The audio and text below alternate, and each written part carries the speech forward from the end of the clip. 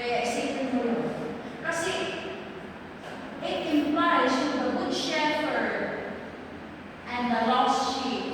It implies the unwavering love and grace ng Diyos.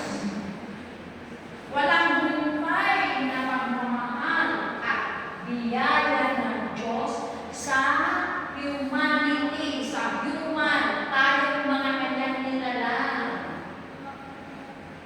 Mahal na mahal niya tayo. At yung biyaya niya,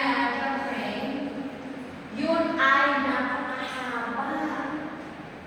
Huwag mo. Mahal ka ng Diyos. Kaya kahit ikaw ay pasaway, mahal ka pa rin niya.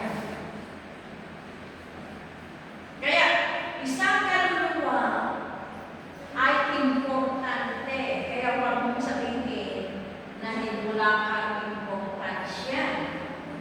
Meron. You are valuable. Meron kang value sa harap ng Diyos. Kahit ang tao dito sa mundo, hindi ka binavalue, hindi ka importante sa Kanya, pero sa harapan ng Diyos, kung ikaw ay nag-repent at bumalik sa Kanya, ikaw ay